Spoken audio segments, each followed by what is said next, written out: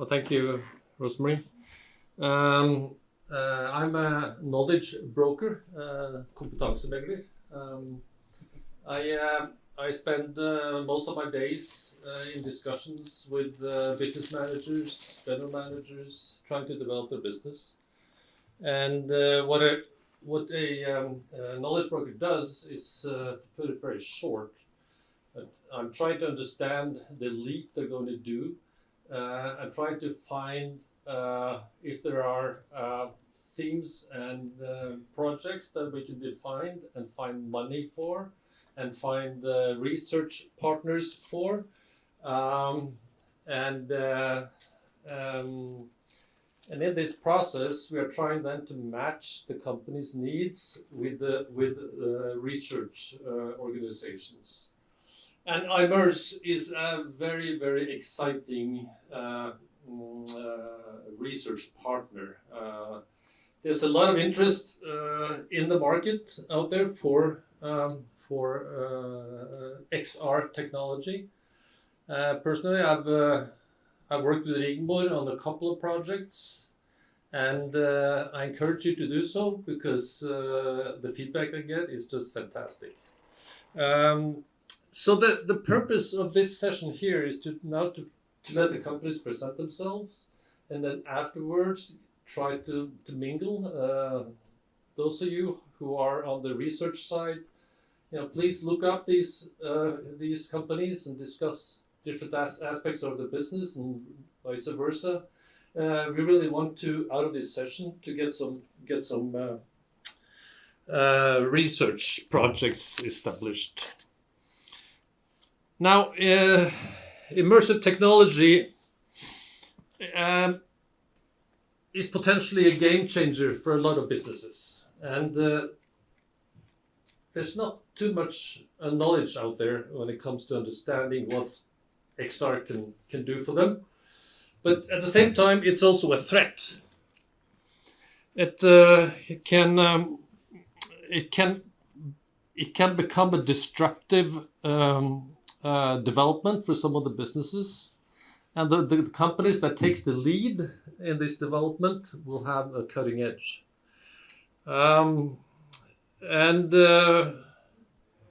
With that background, it's a huge benefit for the businesses in the region and around Norway to have a partner like Immerse at USN, where they can partner up for any kind of projects or questions they might have. And also, I'd like to thank Rosemary and her team at Immerse for hosting this event, and thank you so much. It's great. Now, when I speak to managers, they always come up with the same questions. How can I grow and develop my business in a sustainable way? How can I improve competitive edge and become more attractive in the market? And what are the steps we need to take for the years to come? These are always the questions we get when I'm visiting these companies. And in trying to understand their needs and then trying to match researchers, research environments, institutes, and stuff with the companies. And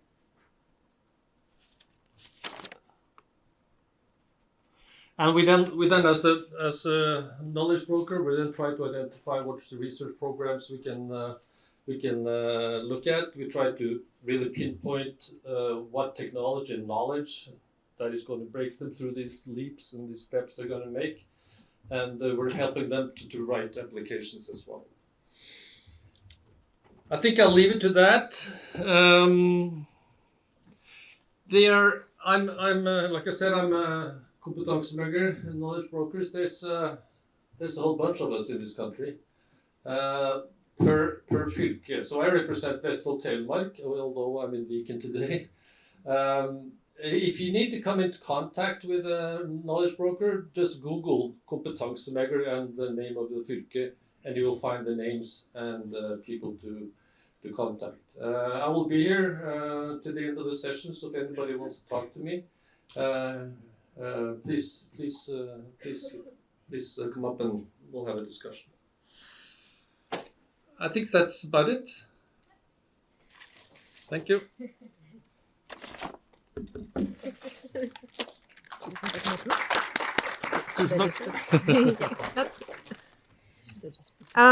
So the first company to present, or the first organization to present, is OpenAR Cloud, which is based in Germany. And so Alina, who would probably love to be here, would only be available via Zoom. Alina, if we say 10 minutes, I hope that is okay. Yep. Go ahead, please. Thank you. Hi, everybody. I wish I could be with you all in Norway. Unfortunately, it's not possible at the moment. But yeah, thanks, Rose, again for having us. Yeah, I'm Alina. I'm Director of Communication of the All Global Organization and Managing Director of our newly opened subsidiary, OpenAR Cloud Europe, which is located in Europe. And without further ado, let's start. Our physical reality is changing. The internet is moving off screen and out into the world around us. Digital information, content, and shared experiences will blend into view, impacting every aspect of our lives. Features made possible by AR technology, which includes machine-readable maps that tech giants and startups are currently spending billions of dollars to create. To reach its full potential, AR cloud applications, content, and experiences must be accessible, work seamlessly for anyone, anywhere, on any device, without unjustified restrictions. Above all, personal, private, and sensitive data collection must be limited, compartmentalized, and protected at all costs. We must earn and preserve trust through open and interoperable systems that deliver authentic shared experiences people can rely on. The time to act is now. Join us at the dawn of this new era and help influence how it all begins. Visit openarcloud.org to get more info, join working groups, and get involved, committing your time, talent, and resources today in order to ensure a better tomorrow. Yeah. So, to be the OpenAR are all organizations with the aim of advancing the development of open and interoperable spatial technologies, data, and standards. Since the start of the working groups in October 2018, more than 50 international partners have joined our forces, and a bunch of members in order to develop a functional implementation of the core technology components that demonstrate an open and interoperable spatial web.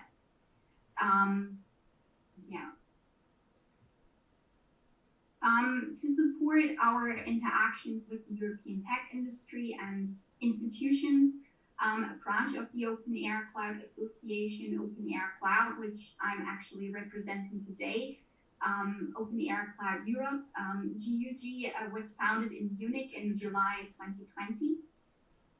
The close connection between the city and the academic institutions and leading industrial companies actually makes Munich the ideal place for our branch in Europe. Yeah, our official European presence will allow us to work much more with businesses and governments across Europe and the whole continent.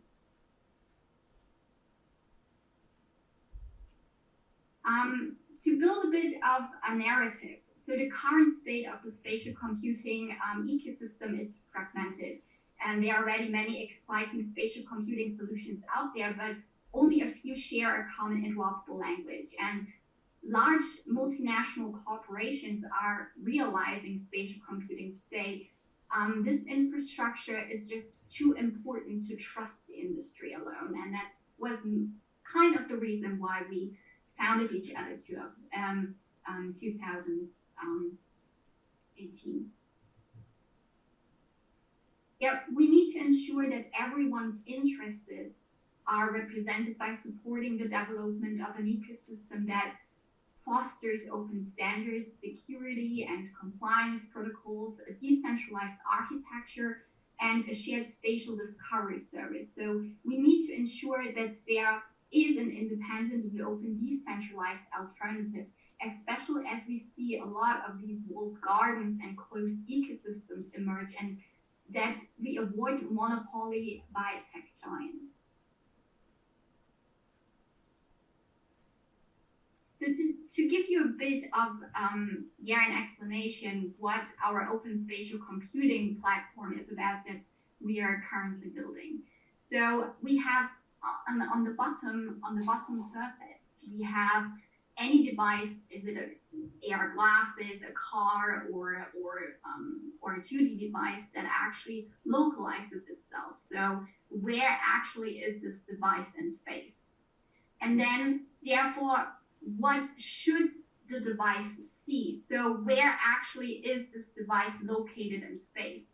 And there ties in the GeoPose standard that it's a universal anchoring standard that we are currently building within OGC, which is a sixth of dimensional freedom. So, and what we then offer is basically the open spatial computing platform actually offers this gateway between all these existing platforms and making sure that we have an interoperable localization in there. So that's basically in a nutshell what our platform is about.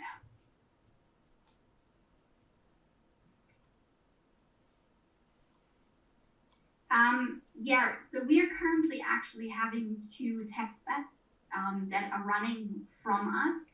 One is localized in Bari, Italy, where around 1,000 square kilometers actually have been mapped, and there is a point cloud, and around 500 digital assets are already anchored to that localization.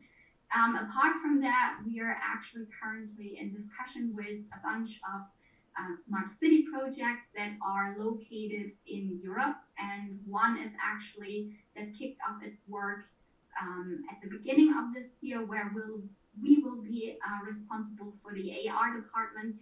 That is Kirchheim, which is located a bit outside of the suburbs of Munich.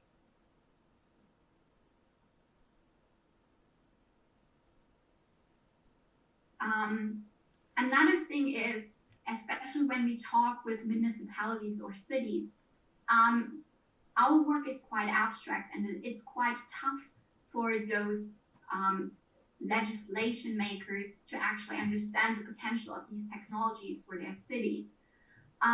That's why, in order to rather be more show and tell, half a year ago we kicked off our web client Sparkle, that is completely WebXR based, and that should sort of be the connection between the back and the open spatial computing platform, and then enhance the possibilities of the web and the WebXR standard.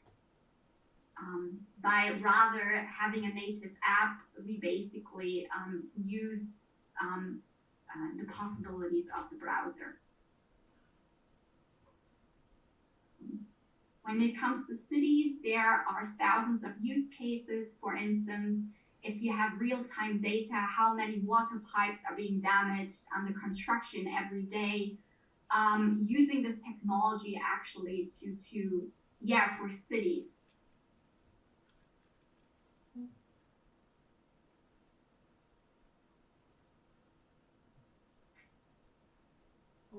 Okay. We've been also hit by the pandemic. So we've been having we've been hosting a bunch of virtual events the last couple years throughout the year here in Mozilla Hubs and in Spatial. And that's it in a nutshell. Thank you, everyone.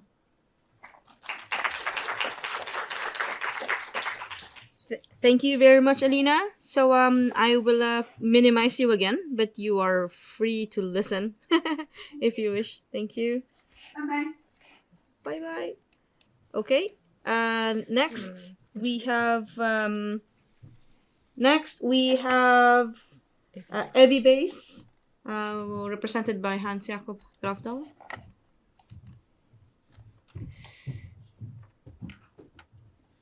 This is probably the old PowerPoint.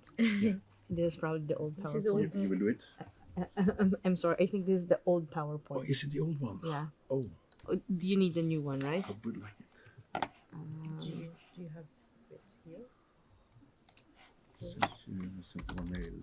Yeah. Too clear. Yeah, the problem with my email. Oh, is this Caroline? No, this is me. Okay, if you don't find it, we'll manage. No, it's fine.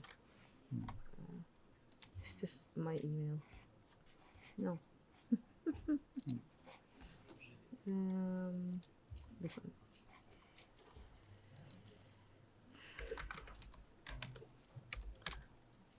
This is the one. No. I hope so.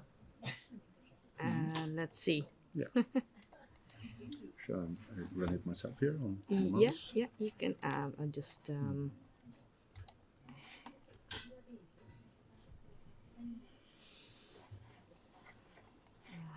How do we do this? It hides. Okay. Yeah. You can just use the arrows. Use the down arrow. Yeah. Okay. Hello, can you hear me, everybody? Good. I'm so modest, I didn't put my own name up on the screen. But my name is Hans Jakob Gravdal. I'm a family physician, as we call it, fastlege in Sandefjord. So I'm nearly international, close to the airport. I'm here to present our company. We are not into XR today, but we have, for the last 3 years at least, we have had a quite close connection to USN at Bakkenteigen at the Faculty for Humaniora and Exercise and Diet. And we are working on, we have had one project and we are working on another and we are preparing for a third one. And we see the possibility of using XR in our future work. Since we are located at the health center, this is our center. We are quite proud of it because it's quite large center that we have managed to project and to build, and we run it by ourselves. There are spent not any tax money in doing that. So we're quite proud of that. It's 5,400 square meters, like a small hospital. We have several specialists. We have X-ray, we have family physicians, we have psychologists, we have physios, we have several training possibilities. And that's where the projects come in. We have lots of engaged and innovative people in our center. So when innovative people stick their heads together, there usually pops up ideas. So working, many of us as doctors, we see that there's potential for most people to use physical activity, or more precise, exercise as a tool. So we have stopped talking about physical activity, we talk about exercise, because you need to reach that level to get the effects that is needed. So actually we know that out of the adult population above 18 years, there's only 29% who fulfill the goals set by the Health Directory in Norway, which is 150 minutes a week, and out of that, hopefully 75 minutes with high intensity.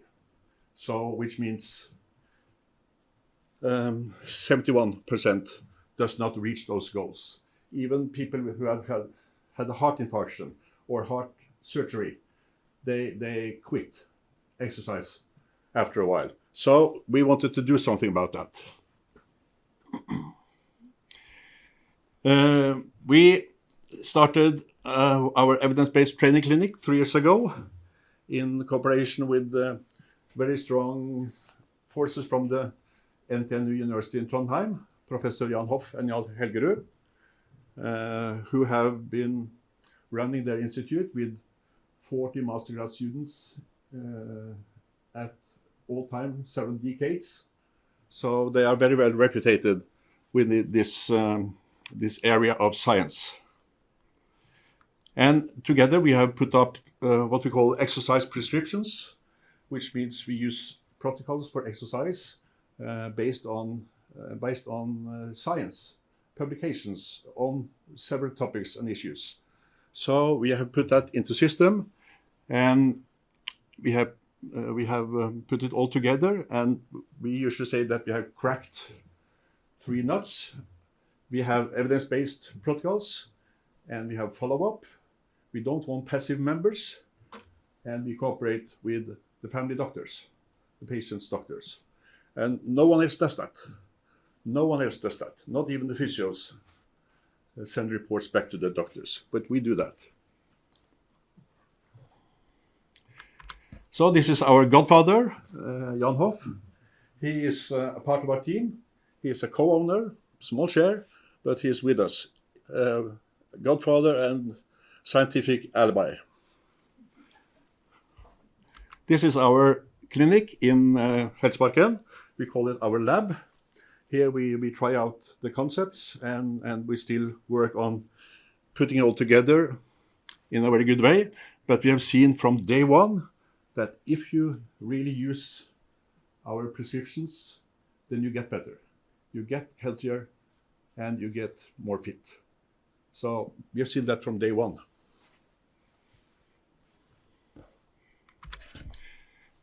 So 2 years ago, we founded the company I'm presenting today, Evidence-Based Technology. So this is our company, our tool to develop the concept further and to automatize all our registrations, both the training efforts and the test result and other parameters that are of interest, both to us and to the patient. And we work a lot on integrating it with existing or upcoming exercise and medical systems. And of course, we work with how to store and handle the data that we get. We also use this company to take care of the scientific development. And then I'm back to why I'm here today. We have the cooperation with USN at Bakkenteigen. And we have been in contact with some other of you before. And we hope to develop that very, very soon. Because we see that there is still one big challenge. And because our training is, people feel it is hard and it's quite boring. And we tell people that that's the way all the athletes that we love, that's how they train when they're not on television. That's how they train, that's why they get good. So you have to think the same. So, but motivation is a challenge. How can we keep our patients or people to stay in hard training, a little bit boring training, as a long-term strategy? That's our challenge. Thank you.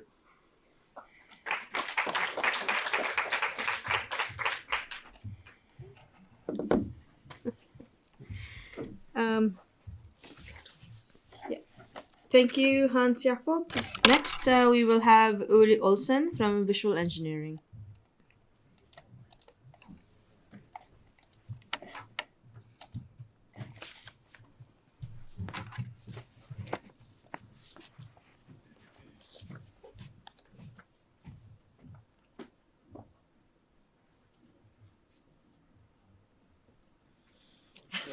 Hi. Nice to meet you. Nice to meet you as well. Yes. Hello, everybody. My name is Ole Olsen. I'm probably what they call a typical founder. Founded a company in 2001 that actually become quite big. So in 2015, we sold that, and the holding company changed name on that to Visual Engineering. So for the last 3 years before 2000 and up to 2020, we were very much like a research company, finding the direction, finding the way. And we also saw that emerged technologies. I come from a traditional industry, the oil and gas, and I was looking for ways to train and use a lot of the engineering models that is actually being developed and use them for ways to actually train and practice, prepare people before they go offshore, for example. Look how it looks when you do a design review of a new module or a new platform or a new ship being facilitated and built. And that is actually where we created the start of the focus. So what we see here on the first one is overhead traveling crane training, how you can practice and train in a virtual environment where you do the you try out different solutions in a risk-free environment, and you can allow the person to do mistakes, but you are actually in a safe environment. We also had developed into a medical situation or medical trial that will become our own company. So that one we are separating in a new company named Skill Up that will focus on medical healthcare. I'm not presenting that one today, but in Hamar, 6th of November, we'll be presenting more about that one. That was a research project we did with 2 hospitals in Singapore. I stayed 10 years in Singapore before coming to Norway again in 2016. And we had a project with National University Hospital of Singapore and Nong Teng Phong, which is another hospital in Singapore, where we look at the trauma bay and the critical injured patients and how you can actually train as a team on different locations, but still come together and train in a way where you prepare the team for the practical training, where they prepare themselves for receiving the critically injured patient without actually knowing what is actually wrong with the patient, how ill is he, and what has been happening. But today I will present visual engineering. Let me see how this works. Yeah. So we have looked at individual training, and we have also looked at training how you can do the critical thinking and the decision making part, where you prepare people for something that you are normally maybe unprepared for, but you do created the situation scenarios where you can in a safe environment, let's say for the helicopter decks, that is on supply boats, on oil and gas platforms, or it could be on a cruise ship, or it could be on a military ship. It's all the same, similar procedures, but those procedures is not so easy to train on always. So what we developed here is a pilot for training, the preparation before you receive the helicopter on the heli deck, all the things that you need to look at according to the procedures that are set, and how you can actually prepare yourself. The other industry is military, that has a lot of procedures related to repetitive tasks, and it could be various military related trainings where you see that it could be beneficial. And of course, going offshore on a marine vessel or going for a marine platform, before the platform is being built, you can prepare the person and you can prepare the team. And now also it's becoming more popular with unmanned installations in the sea. And of course, then you can, before you do any shutdown or before you do any maintenance work, you can have a team that is actually know exactly how it looks out there. You can facilitate how it is related to an emergency situation, the alarms, making people aware of all those areas. Crane and handling is another area that we are looking at as well. I don't think I need to click on any of these links, but I assume the presentations will be available for everybody afterwards. So if you want to see more about what is underneath, there is YouTube links that is presenting the different projects that we have done. And some of this is where we focus more now will also be high risk industry procedures where you actually do a repetitive task and where you train on something that is very hard to do in real life. Let's see here now if we can do this one. This is from a module. This was a job for Able that is was building an offshore installation module, and this was being built in Haugesund, but the team had problem to actually see how does it look because there was so much scaffolding and things installed in the module, so it was problems to actually get the overview of how it's being built. So we facilitated that. Well, let's see, can I start a video here? No, I cannot start this video. You can. Oh. I don't think it's okay. But anyway, let's see if I take the next one. So what we see here is that you are actually going in VR, going into the module, and then you can see that how the installation has been done and if things is according to the procedures and according to what you have designed.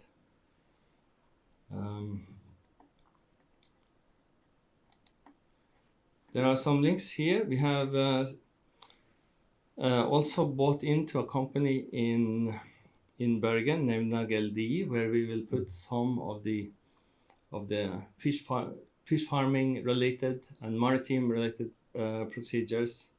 Visual engineering will focus more on industry and traditional industry related training, and then we have Skill Up that will be the medical part, where we will also look at all type of medical and academia related training. We have there also made a solution where you don't need a stationary computer. You go mobile, you go for the Oculus Quest system. The price has become very competitive now, and where we can see that it is lower the buying price for the client to invest in hardware. So I think that is roughly us. Yeah. Thank you very much, everybody.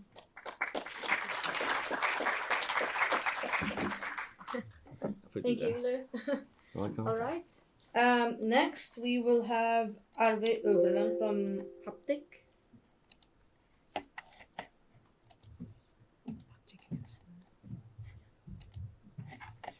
Just we can move this one. This is already a bit better. Maybe it's big enough. Can this be minimized? Yeah, I think so. Okay. Oops. Clean this one a bit. Yeah.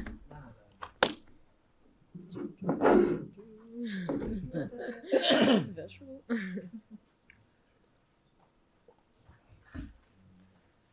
Okay. I'm still on? Great. Okay. I'm Arve Øverland. I'm the CEO of Haptiq. We were founded in 2018. We are a software development company. We are developing in new tools for the immersive space.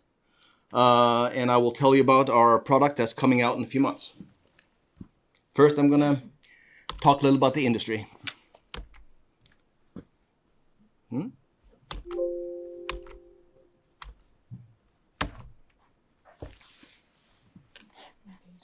Oh, you closed it. No. It's probably there. It's not a PowerPoint what you sent us. Is it? Okay, there we go. Just make it big. Okay. No, you can't do it. Okay, we can't do this. We should go back. I think this one you guys just use it. If you use the wheel on the mouse. Yep, I will do that. I will.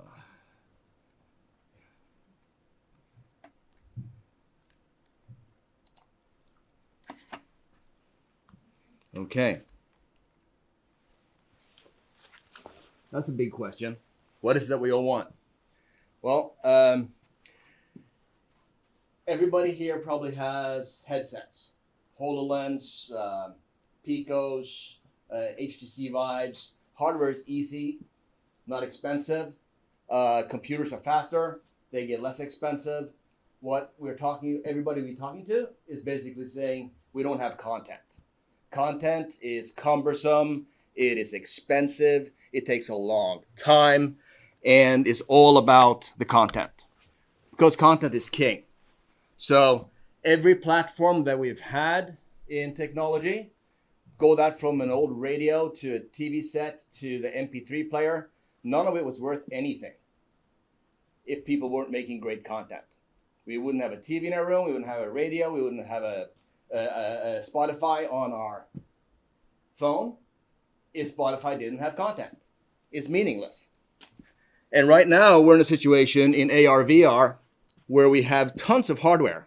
Last week, HTC Vive came out with a Focus 3. We got a couple in our studio, and they're fantastic. But as some reviewers said online, it's like, great, another great headset, but we don't have any content to put in it. So what are we going to do about that? Today, we need people sitting in on game engines like Unity and Unreal, working on animation in 3D Studio Max, for example.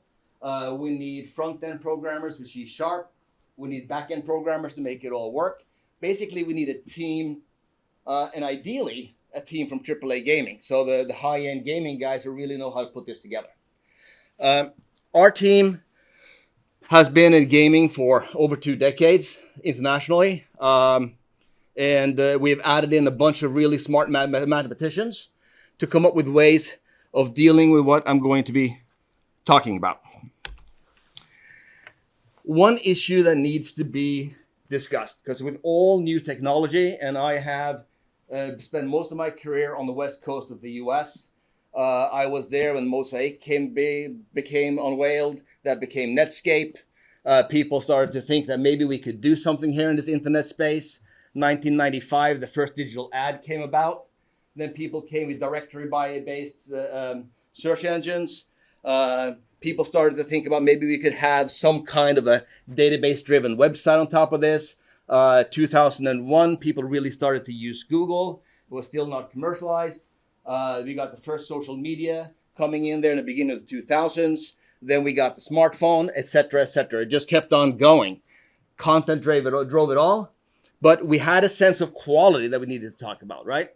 Early MP3 players, the music quality was shitty, and we were just told that's the way it has to be. But then people started to make better and better compression files. And now we can get compressed music that are just as good as you could get on the CDs. People will still argue that vinyl is better. I argue that vinyl is better. But you can get digital files that are close to perfect. Same thing with video. I remember the first time we used Jensen compression, trying to get some kind of a video that was the size of a stamp on a website. we had to compress it so much that it was basically like looking at somebody that when you do one of those flip books. So quality has always been a question. What is good quality? I think that in what's happening now, especially in B2B, quality has not been discussed enough, because I think that what we really need to strive for is the AAA quality. Realism, 100% immersive realism. But now I feel like it's most closer to Postman Pat and Bob the Builder. It's not getting into getting immersive and getting real. And we need to have terms around this. We need to have ways to discuss it so that buyers can go to sellers and they can talk the same language. Because right now, I don't feel they're talking the same language. So we built a solution for content. What does that mean? Well, the first thing we had to do was to make sure that we could disperse with the big teams, right? We had to disperse. You can't get the high quality level people who can create the immersive reality that you need. So we needed to disperse with the need of the team. Then you have the specialized softwares. Well, it's not about learning how to use Unity. That doesn't make you a graphic artist. It doesn't make you, if you have Final Cut Pro on your machine, you are not Martin Scorsese. That's just the way it is. So software doesn't make great art. Artists make great art. So we needed to cut that piece of it out of the equation as well. Then we needed to look at time, right?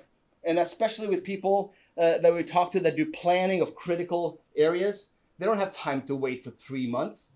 They need to do rapid testing. So you need to, if you do prototyping, you need to do rapid testing. You can't wait for this, right? So time needed to go away. And then it needed to be put on accessible hardware and be accessible in other ways as well. So we came up with a software as a service solution where you can load in any file from any. So let's say your architect is working on something in like a house or a building, a structure, an engineer is working on a bridge. You have a product designer building a new car. You want to visualize it, go immersive. You drop it into our system. Through an automated process, it converts the geometry, optimize the file for VR handling, make the environment feel real. And then if you want to gamify it, we have built a no-code gamifier. So you can make this environment into a training facility. You can make this environment into anything you want without knowing any code.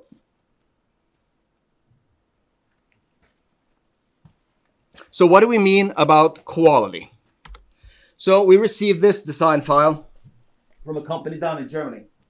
And we put it into our system. And when we talk about real, we talk about really real. We don't talk about cartoony real. We talk about being able to feel that you're immersively in the system. So paint doesn't fall naturally on a steel surface. When you paint it, it's not even. New is not perfect. Used is not perfect. If something seems perfect, it does not compute as real. You walk into a building, there's no wear and tear on anything. It doesn't feel real, right? So you need to go in and have a system that can make it feel real. On uneven paint, the sun reflects differently than on a completely flat, smooth surface. There's a lot of math in that. And it needs to feel like it's moving. It has some use. It needs to go, if it rolls on dirt, it needs to have some dirt on it. All these things we put into the engine to make things feel immersive and real. In the builder, you can move in, like I said, you can make training programs, maintenance programs, you can do collaboration. Everything you set up is multiplayer, voice over IP. You can use it however you want. We have a drag and drop library, so if you need assets into this scenario, you can just pick the scenario you need. Let's say it's medical equipment, could be an oil rig, could be anything, and you drag the assets in, and you can gamify them, or you can do whatever you need. We're also building in an avatar library. The avatars will perform as non-playing characters. We are working closely in planning now with people who need to plan around people logistics. And they wanted to be able to see how space functioned with moving people in it before they start building it, especially in critical rooms like surgery suites and so forth. because it's not just seeing the equipment there, it's seeing how things are moving around, patients rolling in, lifting patients off. So these avatars are building so that with no code, you can give them activity and give them meaning and purpose. So non-playing characters like you would see in a game will be available to put into the system.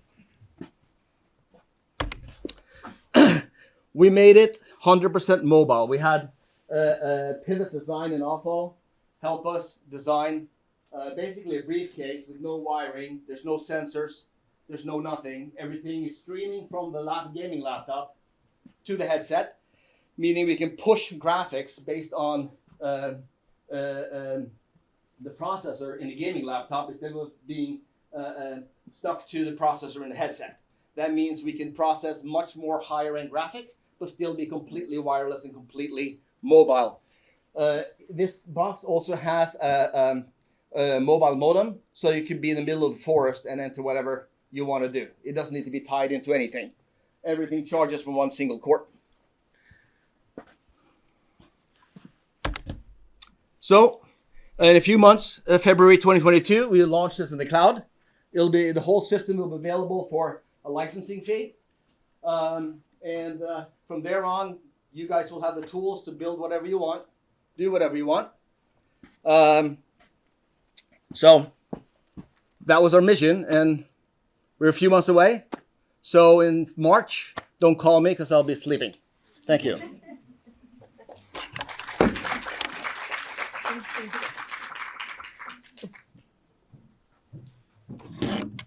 All right. Next, we will have VRINN. Keith Mellingen.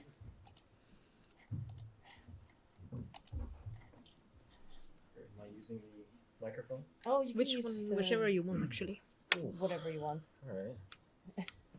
I'll try try this one. It's been a while. I don't remember how it's put out. Right, like this. So confusing. Is that correct? Yeah, and M1. Now you can speak. Hello, testing. Perfect. It feels weird being back on the stage. Corona has been keeping us at home and working with teams. So I have to apologize if I suddenly start looking up, because that's where I usually look at the webcam to when I'm passionate and trying to talk to people. There's no clicker, right? Just use the... All right. Okay. So, I'm Keith Milligan.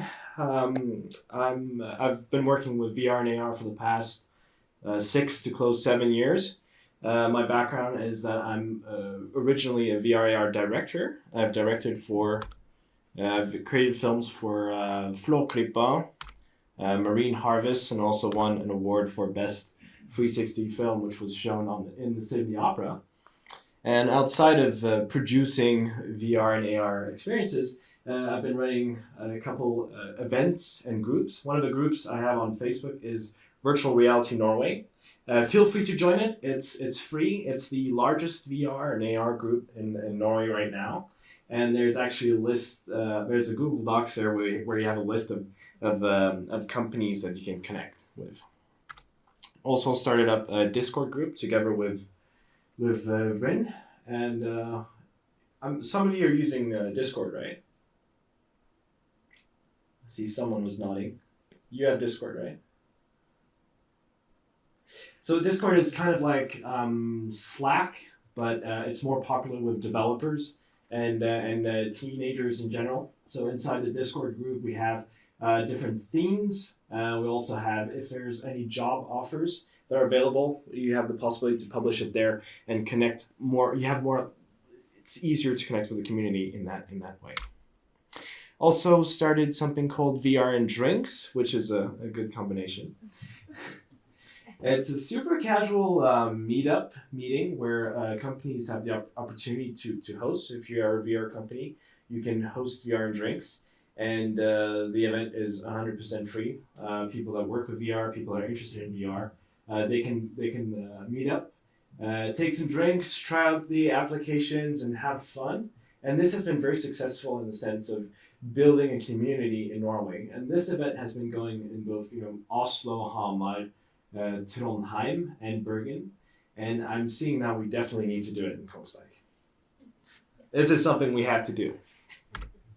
But right now, I'm working for VRINN. We call ourselves the Immersive Learning Cluster. And it's very fitting that we're coming here and seeing the different companies here working specifically with training. And this really interests us.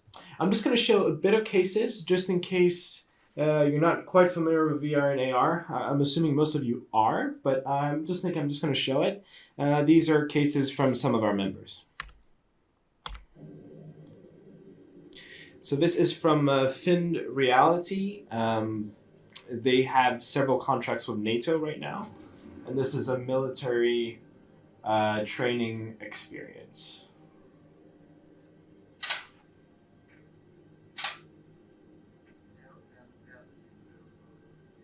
And the benefit of using virtual reality for training is that there is nothing. I'm just going to talk about it when this is done. There really is nothing that kind of competes with training in virtual reality. I mean, you can go on a computer and use a mouse and keyboard using keys to move around, but in VR you can move physically in the space, and I mean you can use your hands, you can pick up things, you can really do things that haven't been quite possible. I mean, you could do it in real life, but doing virtually it really is beneficial. And VRINN Reality had the defense minister visiting last week or last month. So there's a lot of interest going on there with military and use of virtual reality. Medicine room, I'm just going to skip that one because we've already seen that. And I absolutely loved, the last part where she's just gasping like, wow, this is amazing. But it truly is amazing. This is ABCDE en virtuell plattform hvor studenter kan øve på ABCDE-prosedyren. ABCDE-prosedyren en systematisk klinisk observasjon som kan brukes I starten på alle situasjoner. Prosedyren må øves for å bli automatisert. So I'm just going to skip that one. It was a long video and it was in Norwegian. So ABCD procedure is an application actually created from NTNU, and then it's making View that has taken over this project, and it's just training within the healthcare sector. Next case I'm going to show you, this is from Vixel. This is connected with building, using BIM files, importing them, and documenting errors, and together with other people seeing specifically where there might be problems. So I'm just going to play it, and I'm going to talk more about it when it's done.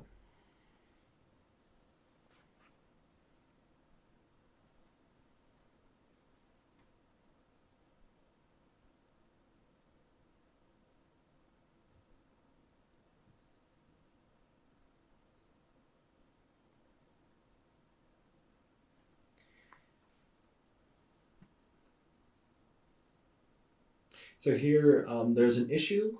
They're discussing about it, and they're going to document the issue. And one of the strengths with virtual reality is that you really do have the presence of being there. Moving your head and seeing the depth really gives you a different perspective. It's easier to see errors early on, because then you physically move in the area, compared to seeing it on a 2D screen, because you really don't get the same kind of perspective. And several of our members have noticed that with clients that they've been able to stop these kind of problems, in the sense saving money. And I like saying that VR is a tool not necessarily for making money, but it's a tool to save money. And that's quite important and very powerful. I'm just going to show you a quick AR application. This is from HoloCap.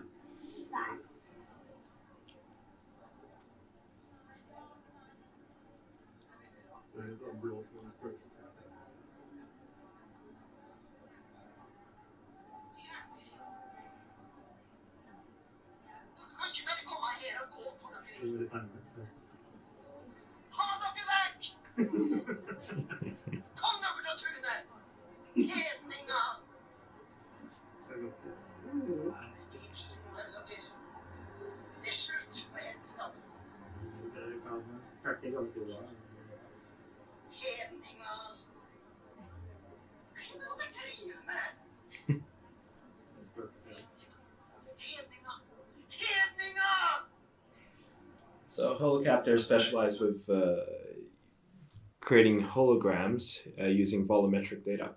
And I would say they've created one of the best ways of recording people in a cost-effective way, and they are now connecting it with augmented reality.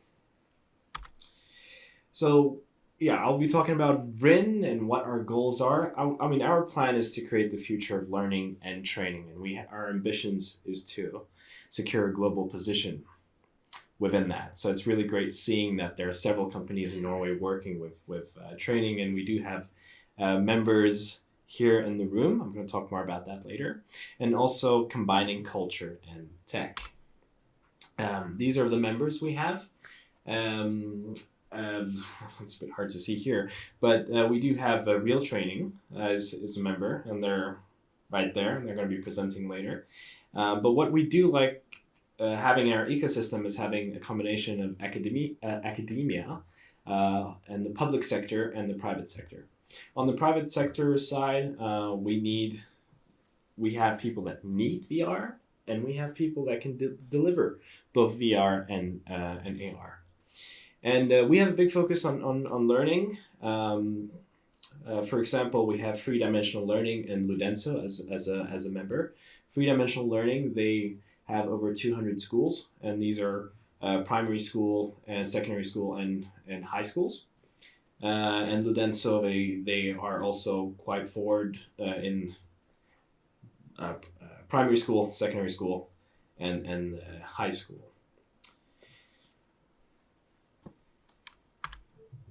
We have a one-pager, several focus areas, cluster development, R&D projects, how to commercialize between academia and the private sector. And we also have talent development in the sense that we do try and find students that work with VR and AR, connect them to different companies. And a concept that we have, I mean, we do want to build the ecosystem, and one of the ways we do that is that we have two concepts. We have one that's just a regular meetup where you have 2 to 3 companies pitching what they do, and we have a theme that we talk about. The other concept we have is we call it VRINnovate, where if there's a specific, now I don't know the word in English, but anbud. Do you know the word? An offer from the public sector. Is that a tender?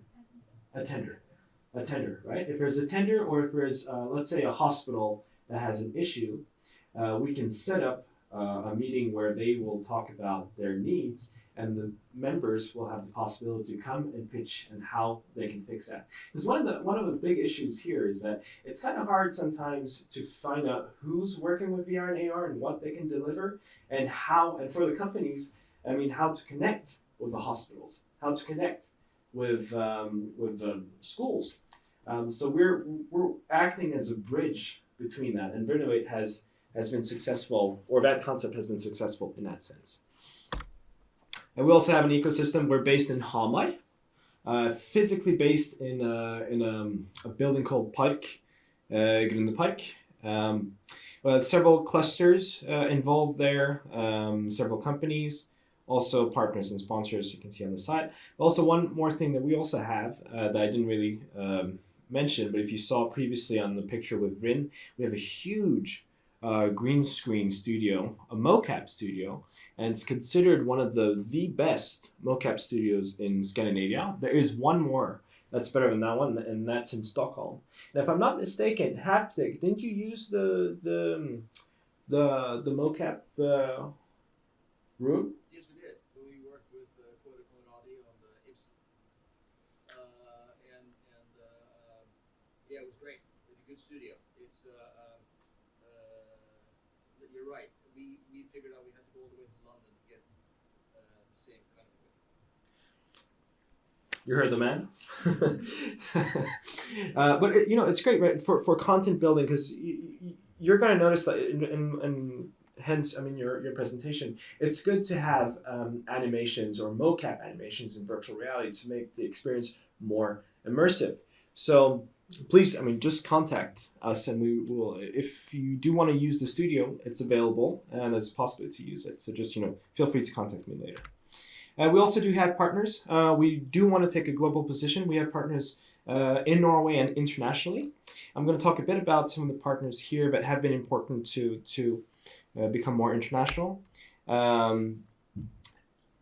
We had a partnership with XR Crowd. XR Crowd is this huge community that test out different VR platforms, and they kind of like write a list to the big organizations. If there's like a huge event in the US, they contact XR Crowd and they check out okay, what kind of platform would work for this. So we had a partnership with them where we showed VRINN as a member in our company. They have a multiplayer platform, and we had an event where they had the possibility to show their platform, and the feedback they got was that their platform was really good. It was really high up on the list. And we also had, I mentioned earlier that I've done VR and Drinks, but VR and Drinks was kind of closed because of COVID. So instead of doing it physically, we've been doing it in platforms instead, VR platforms. And that was a great way to showcase VRINN's platform. And there were like around 20 to 30 people in VR in Norway that joined in and drank a bit of beers and stuff while they were having VR headsets at home. So it was a lot of fun. We partnered up with one of the partners we have is XR Nation, and together with XR Nation, we worked with AWE. AWE is considered one of the biggest augmented reality conferences in the world. And they, during COVID, they kind of spread out and had like some mini events around the world where we had the opportunity to showcase what was going on in Norway.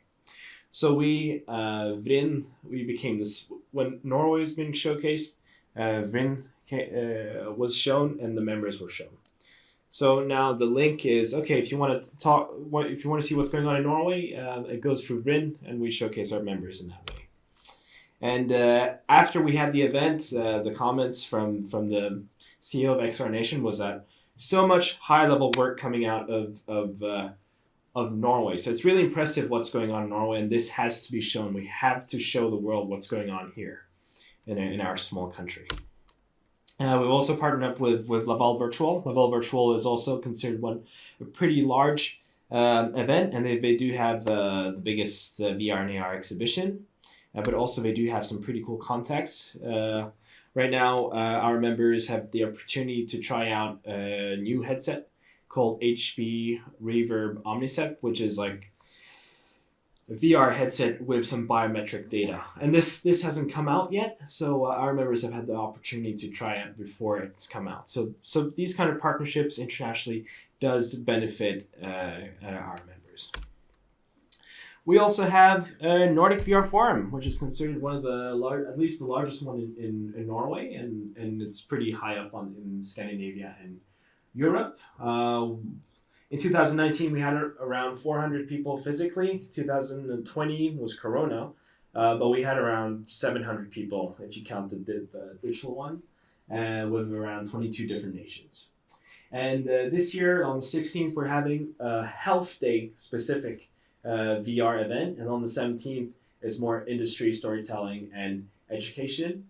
And you mentioned, you said the 6th of November, but you meant the 16th of November, and that's where you will be presenting. I think it was 6th, but maybe you're right. 6th. So you'll be presenting on the Health Day, if I'm not mistaken. Yeah, and at the end of the event, we're doing a new concept. This hasn't been launched yet, so just be aware of that. We're having something called VRINN Awards. We're going to have an award show, and where Norwegian companies have the opportunity to apply and win a prize. And we do think that it's well deserved. I mean, the industry has been here since 2015, I'd say, and there are a lot of projects that's been going on since then. But there hasn't really been an Oscar for VR yet.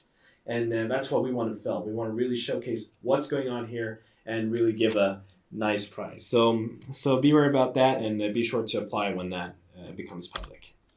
Yeah? I have 1 minute? Okay, real quick. All right, okay. Oh, I'm going to speed through this. Nordic VR Forum, we've partnered up with VR Days, will become a satellite event, so it's going to be a lot of exposure for companies and what's going on in Norway. This is a picture on a project I worked on for Marine Harvest, where they bought 20 VR headsets And it was possible because as we've been talking a bit earlier, is that the hardware is becoming cheaper.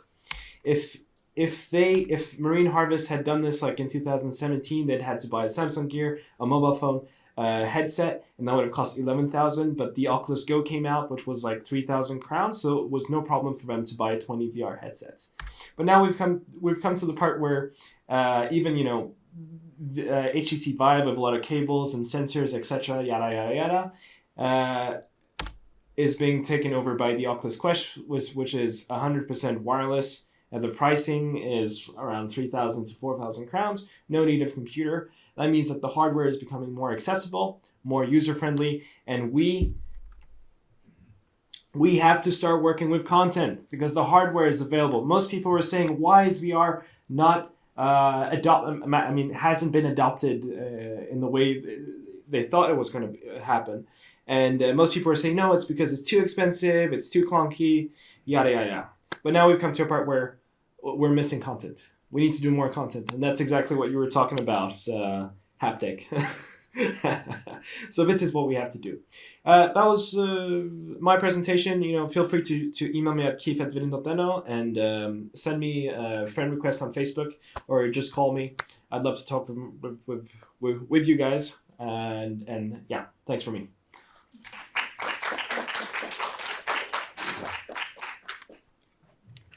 Thank you, Keith. Next, we will have Pale Blue by Egil Thomas Andersen. As promised, they will need 20 minutes for this. Which one was it? Real trip? No.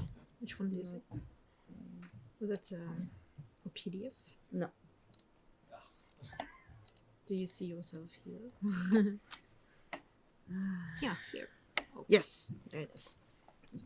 We'll use that one. Okay, sånn er det. Ja, da blir det... Ja, det bare å bruke den. Okay. Egil Thomas Andersen, CSO, working with Pale Blue.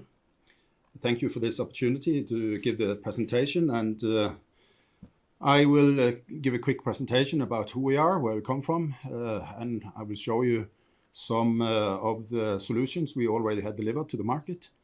And it's better to have a look at the movies, how it works, and some statements from our clients. We are a company considered to be one of the leaders in the market in VR AR solutions. It's of course we have to think that ourselves, but it's quite good to get the confirmation from various companies. One thing is that the magazines and rewards coming from there, but we are also collaborating, working together with organizations like DNV to specify the specification for having training simulators, giving a certification for people being trained through a simulator instead of doing it in real life. We have been working with organizations like NASA and ESA, European Space Agency, for several years, which is also quite a good confirmation that we have to deliver top class. And the reason we are able to do that is because we are building based on the state-of-the-art technology available in the market at all time. We have a very strong development team with tons of experience. Been working with 3D VR solutions for decades already. And we are using effective methodology to develop solutions for our clients. Pale Blue as a company was founded in 2013. We are represented several places in the world. We have a head office in Stavanger. We have development departments in Russia, St. Petersburg, and also in Netherlands, and a sales office in the States. A couple of partners also spread out in the world. And we are focusing on XR, virtual reality, augmented reality solutions. What we are delivering to our clients is soft skill training and practical training. For instance, it could be a crane operator. And there was a question earlier this afternoon if it was available with collaborative training solutions.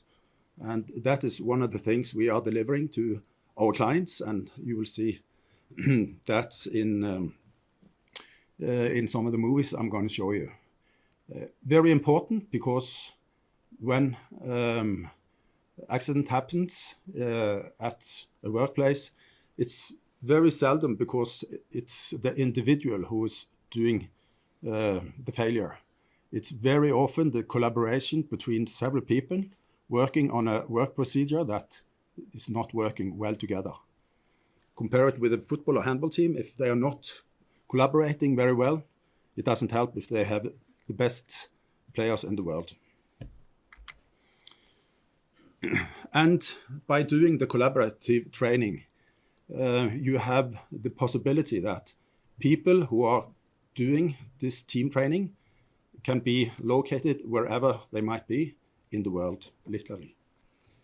And that will be shown in one of the movies. So they meet in a virtual room, but they can be sitting, one in Oslo, one in Copenhagen, one in New York, or wherever, and they can do the team training together in that manner. The technology is moving very fast, and we are addressing the industrial market. We're going to clients, companies, corporates all over the world. And what they want is not only the possibility to do some training, but when they are doing the simulator training, for instance, on a crane simulator, when the training is done, there will be a difference if you are lifting something weighing 5 tons compared to a lift where it weighs 50 tons. There are all kind of it will have an impact on the crane, the boom, the wire and everything. And in order to be able to do simulator training and get a certificate by doing it on a training simulator instead of doing it real life, these simulator solutions need to be as close to the real world as possible. So that's what we are working together with the DNV to come up with this specification, and everyone who wants to provide simulators giving a certification have to fulfill this specification.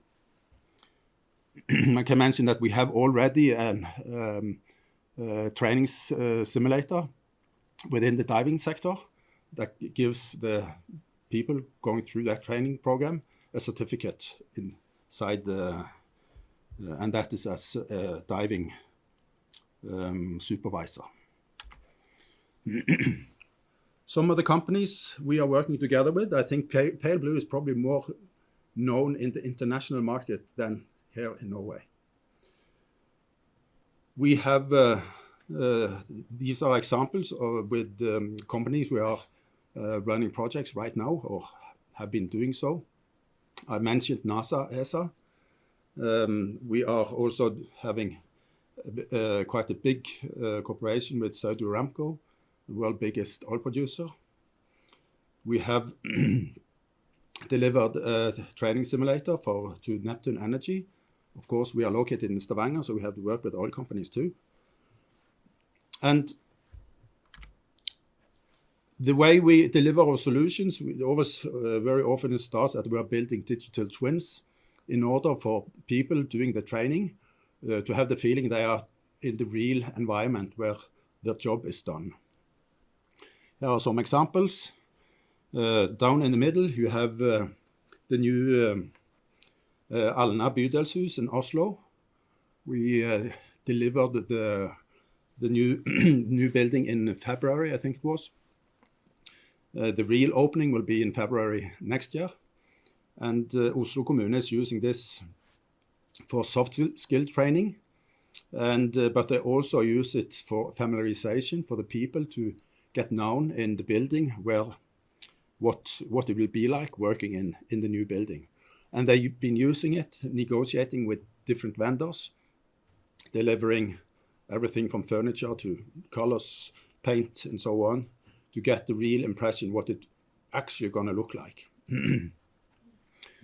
And so a wide range of application. I should also have mentioned that we are delivered a VR training rehabilitation solution to the health care industry. Or it's a training solution for people who suffered a stroke. Very often they have, excuse me, they have get problems with the sight after a stroke, and the medicine world said that it's caused by some eye cells are dead, and you cannot, if you're dead, you cannot wake them up again. We had a collaboration with some doctors in Oslo the last year. One of the doctors, he actually had a stroke himself, so he was a very strong driver to do this. And after testing this, the last 6 months, he has actually get improvement in his sight, and his motivation for doing this is that they took his driving license away when this happened, and he really wants the driving license back. So that is, but if you should go out in the market and say that this actually works, it takes a lot of testing and documentation and so on and so forth. So we are on our way to doing that. So let me show you a couple of the projects we've been doing. This is Neptune Energy, and as you will see, we have some of the people working with Neptune telling us why and how they are using our solution. Neptune Energy completed a pilot project on its operated Gjøa platform in the Norwegian North Sea. The project is developed by Pale Blue, a company specializing in three-dimensional virtual reality simulators for professional use. The resulting system is a familiarization and safety training simulator in virtual reality, allowing to build up knowledge and awareness of this complex multi-level oil platform. The operational organization in Neptune are always looking for better way of doing things smarter and use new technology. We had to think differently. How can we reduce the manning on the oil platform, at least reduce the time they're staying there? And this was an idea that came up. By just trying it once, I see there's a huge potential to perform better, increase the safety, plan the work better. After a couple of hours, it was quite easy, and I understand why so many kids use this. It gives a totally different experience, and you actually feel that you're in the area. And I can just imagine that meeting colleagues and other people inside this VR model, which is hopefully our next step, would create a lot of benefits for us. It took 6 months till we got the pilot case. The users of the VR solution can get to know the oil platform prior to their first trip offshore, and thus become more effective in their work tasks. Pale Blue creates a highly optimized virtual reality software solution, taking in large amounts of facility data and combining realistic visuals with a smooth user experience. I would recommend it to everyone who would like to, in simple words, this technology allows you to immerse yourself.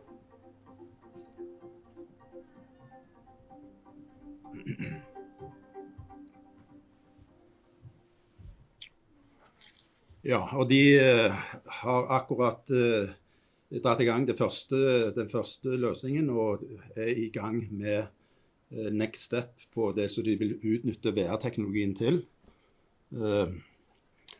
Største utfordringen er at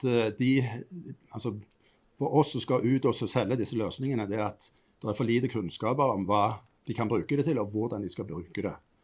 Og det er en utfordring som liksom vår industri har til felles.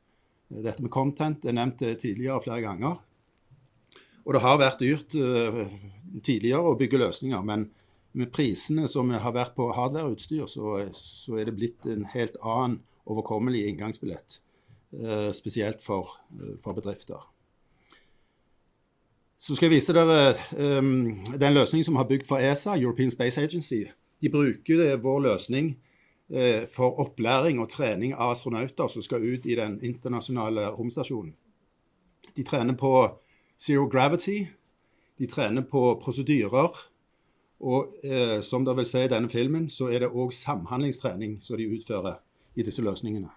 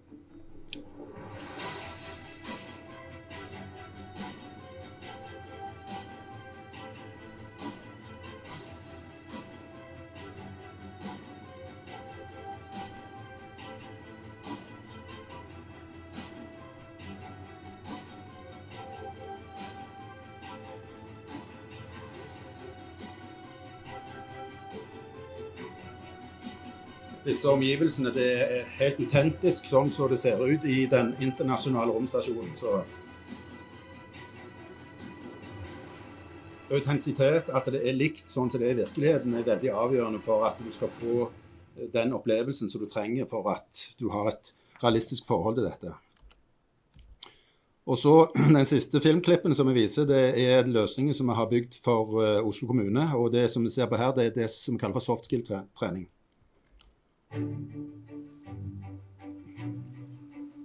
Gå ut på hvordan de ansatte skal behandle, det ikke kunder, men de innbyggerne som de betjener. Hi, what can I do for you? Hello, we have an appointment at 11 o'clock. Yes, then just wait over there by the stairs. Someone will pick you up shortly. Great, thanks for the help. If there is anything else you are wondering about, just ask. You can also ask one of the city advisors. They are wearing an orange t-shirt.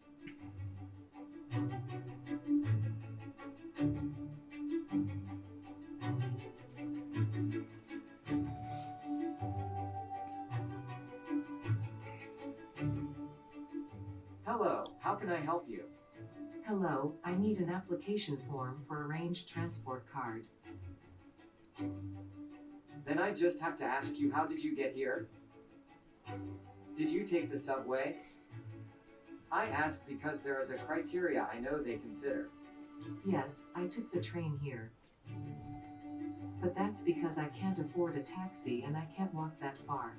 Alle de treningsøvelsene som dere ser, de blir filmet, så dere kan gå igjennom med de som har gjennomført treningen etterpå, og se på liksom, hva gjorde du bra, hva gjorde du kanskje ikke fullt så bra. Og en interessant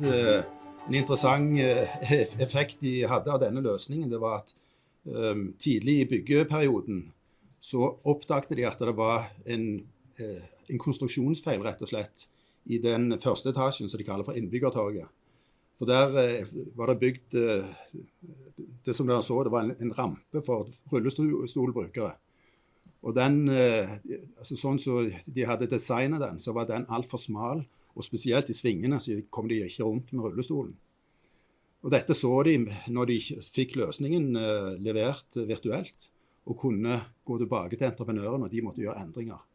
Sparte de for utrolig mye penger, og for ikke snakke om tid.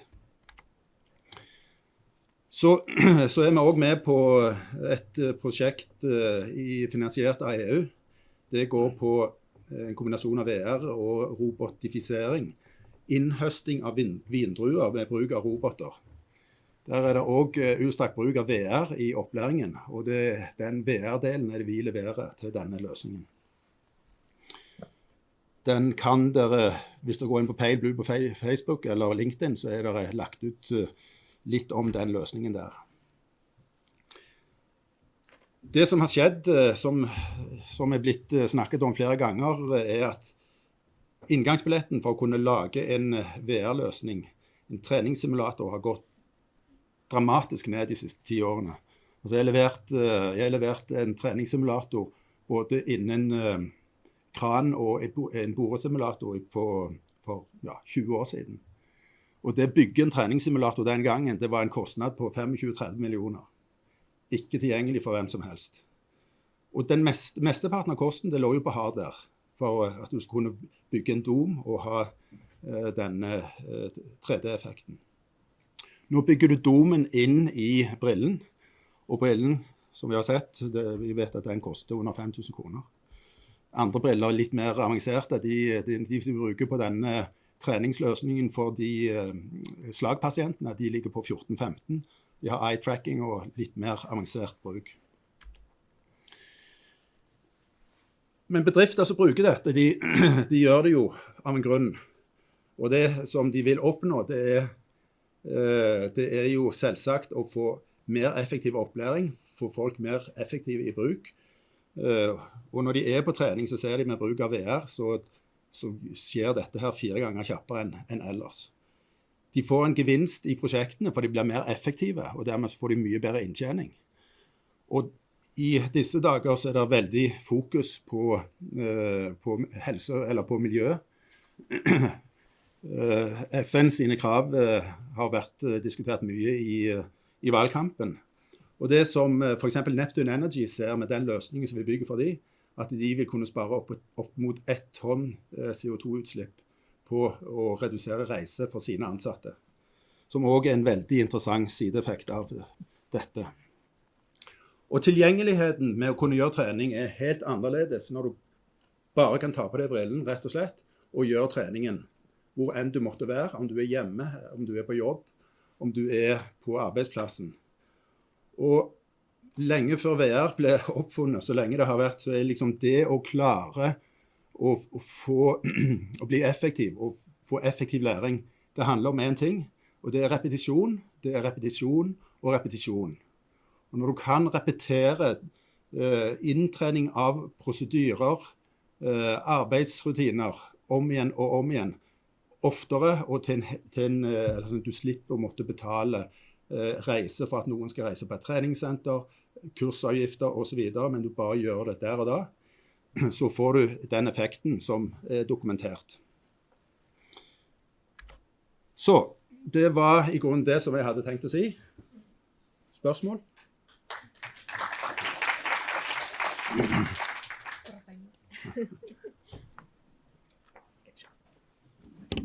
Tusen takk. Feilspråk. Thank you very much. And now we have real training security. Arve, I see you're going down. Very good. Which type of microphone would you want? I would like this one. Should we just, do you want to have it? I think that's all right. That's all right, okay. I don't think I have. Okay, which one is this one? It's already on. And now just grab this.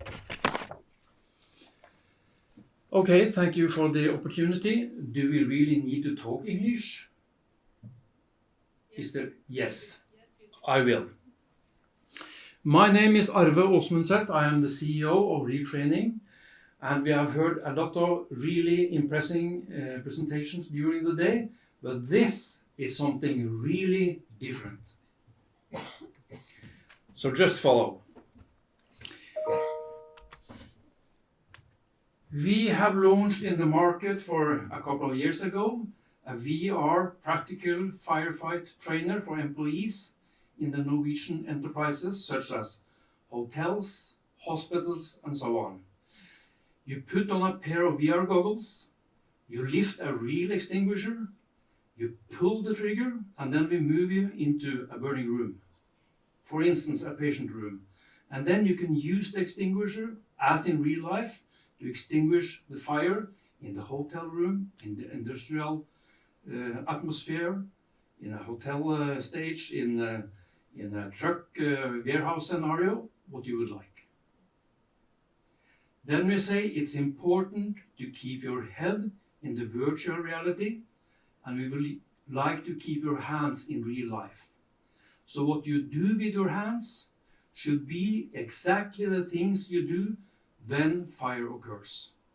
Not with a hand controller, but with an extinguisher. Okay? So we've been doing this for a couple of years.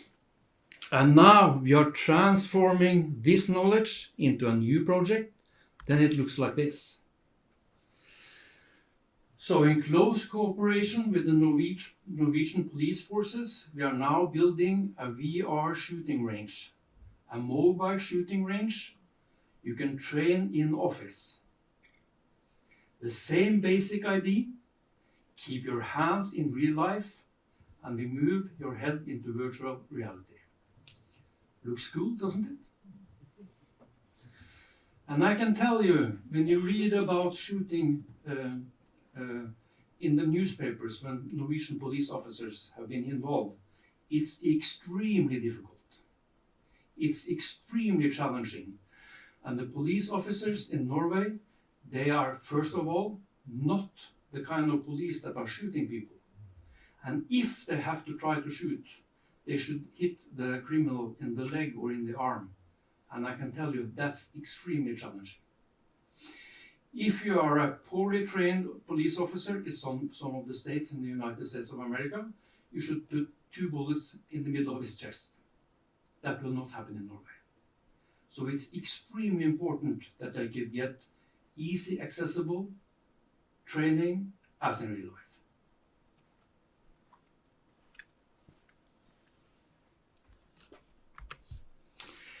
So the traditional type of training, it's first of all time consuming, and I think Egil at Pale Blue showed how much they can save on man hours.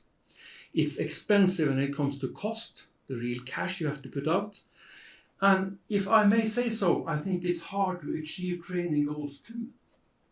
And I think that we can achieve training goals easier in VR and probably better than in real life, if we combine those two. There are occupational health risks, especially for the instructors.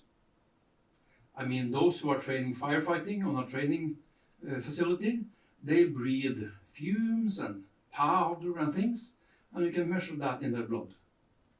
And of course, it's heavy admin doing all these things.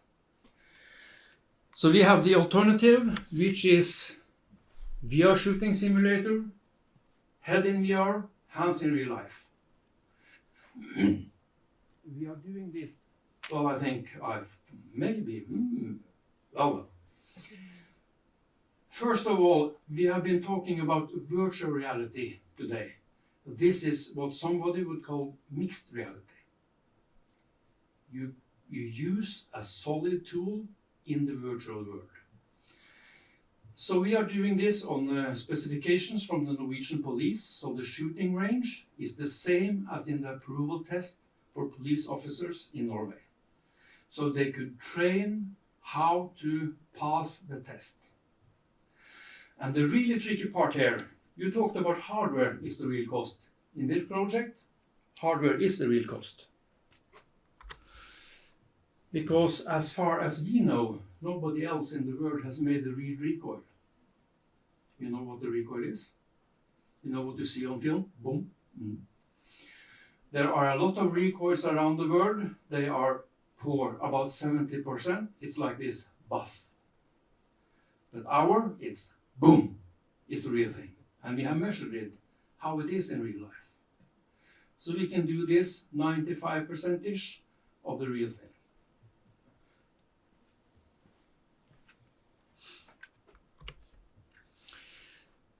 So you can train in office. I think that's easy, accessible training. And also what Egil and Pale Blue pointed out, if you can do training often, you will build competence instead of losing it. And if we can do that in office, we can even get the police officers more challenging training when they go to the shooting range in physical life. so we could lift their competencies by using this kind of technology. And we can reduce cost. I shall tell you how much in just a few seconds. But I think that the picture down there on the right is quite cool. This guy, he started to shoot on a conference, and then I said, you should take 2 steps to the left. Then he would stand behind the bars there on the shooting range on the top. And then he could stand down and shoot around one of the obstacles. So he really stands under a bench there, shooting. That's why he stands so strange on the floor.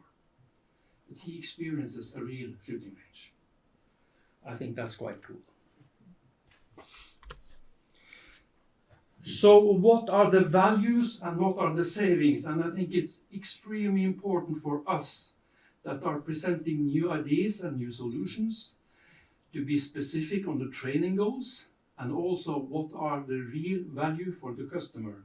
And in this case, the real value for the customer is 2 things. It's liberating about 40 man-years saved in travel. I think it's the battery now. Yes. Imagine those 40 man-years used in preventing crime or fighting crime instead of sitting in a car, traveling from a police station to a shooting range. That is value.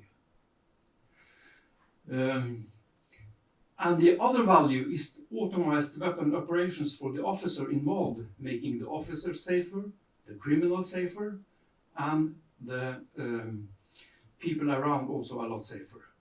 They should hit what they are aiming at. So that's really the value. And when we talk about cost savings, only in ammunition we have calculated that they will save more than 12 million Norwegian kroners. And I think that's substantial.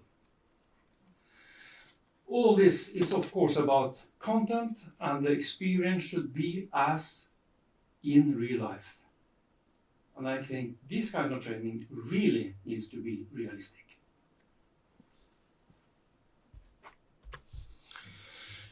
So I would like also to elaborate a little bit about how we see the path into the future.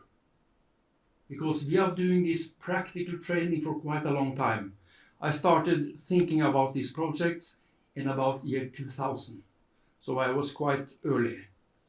We started developing the firefight system in 2016, launched it in the market in 2017, and now we're doing the police project.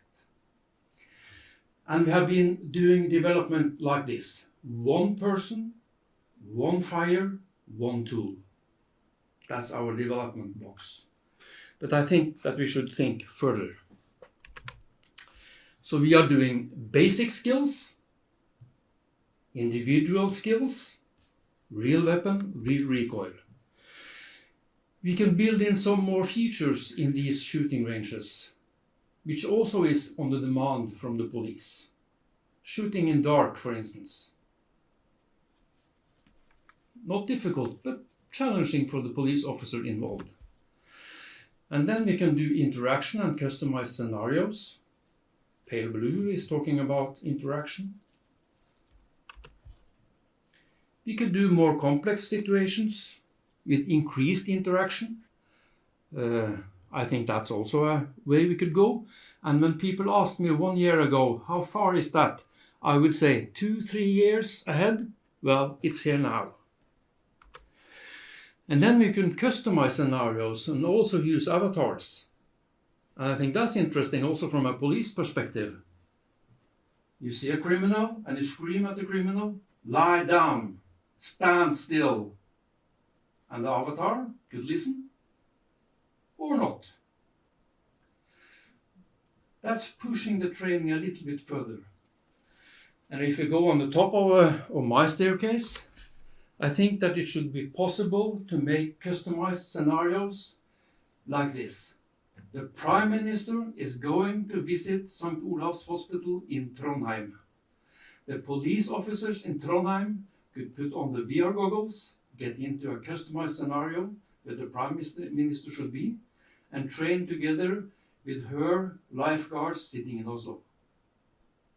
That would be cool. and safer for the Prime Minister too. So I think there is important to see how is the path along. And during these steps up the stairs, and I would like to talk 1 hour about training goals, outcome of training, how we should achieve it, and how we could combine this kind of training with other training types. Because it's all about training and training outcome. And we can use this technology to make training better, safer, and of course, more fun.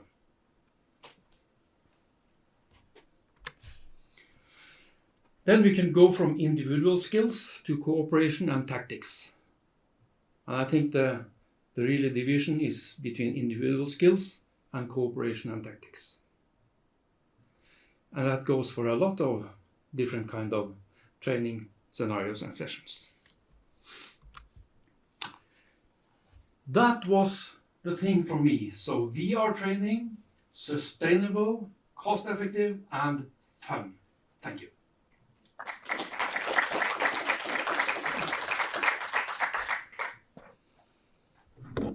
Thank you.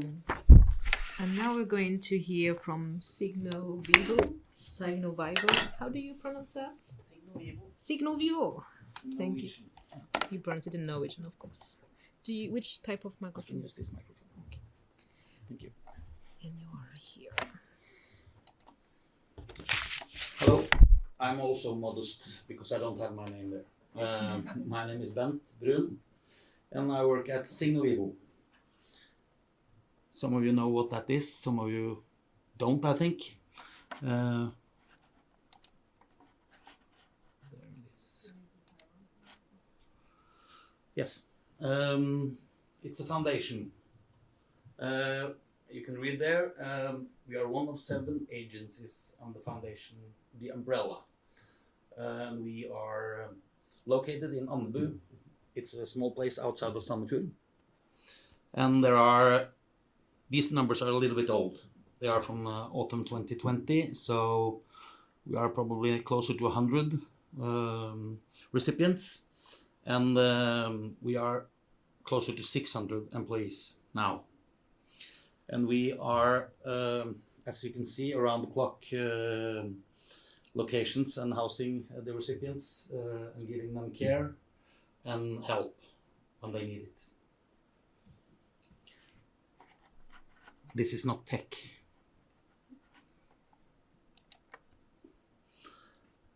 Target group: hearing impaired, blind, and people born deaf and blind. And most of our people living with us are cognitively challenged, in addition to being blind or deaf and blind. And they're all over 18. We have under 18, but that's another agency. Yeah. In total, in this foundation, there are around 1,200 employees.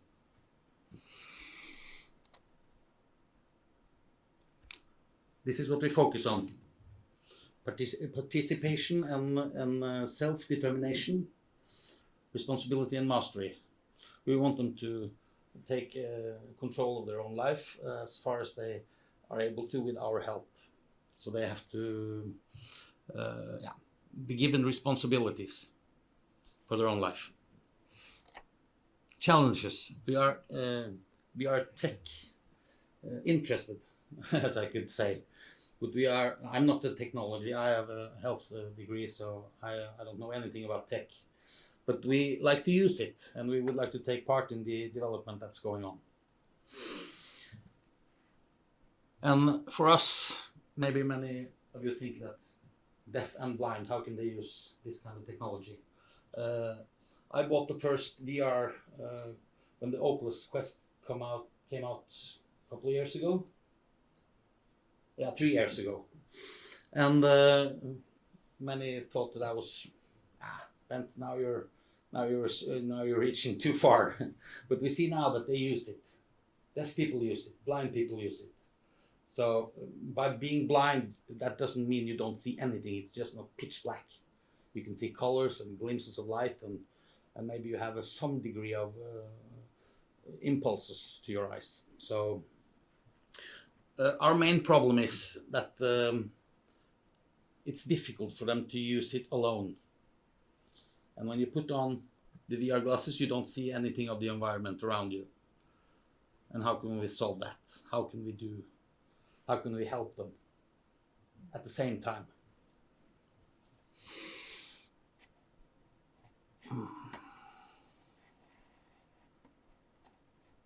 So you can, go off main. Hva skjer her nå? Ja, den er borte. Vi kan bruke den da. What do we need? That's how I feel. We want to be able to use this. You have been talking a lot about training and things like that, but that's mainly towards the companies that develop in oil or gas and things like that. We want to use it in developing human skills. We want to be able to train on situations that may be challenging for some people, maybe not for us, but for others. We want to use it for, the doctor here said, training.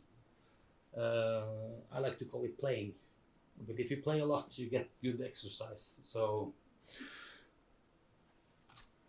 I've seen this guy. He uses the VR, the Oculus Quest every day in a boxing match. And when you see, he's sweating. And you can hear his breathing after only a few minutes. But have you tried the boxing in the VR? It's extremely heavy. That's the kind of side effects we want. And we, before the coronavirus, you probably heard of that, coronavirus. I was in Oslo meeting, I don't remember the name. Do you remember the name of the company, Keith? Yeah, for the Tesla suit. And I tried it there. We wanted to collaborate with them, but the coronavirus put a stop to it. So we hope to pick it up again now, because we see that Haptiq technology can be used for communications, because we use Haptiq sign language on their backs in many cases. So we can talk to them on their back. And maybe if you could put on a Tesla suit and go out and pick up the mail by yourself. If the furthest you've gone alone is maybe stand up from the bed and 2 steps. Picking up the mail would be like going to India for me. So we hope that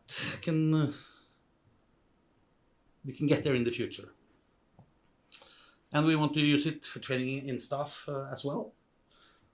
There are lots of difficult situations. We can simulate all of them, but we can prepare them for some of the things that may occur, so they can be a little bit prepared. And we want to use it to learn our colleagues to be better at using Norwegian Sign Language. And I think that will be possible by using VR. Maybe not right now, but somewhere in the future. Because yeah, this reading the mouth thing, that's difficult. but we would like to get there someday.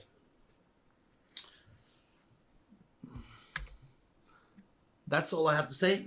I will be looking forward to talking with you in the mingling session shortly after this. Thank you.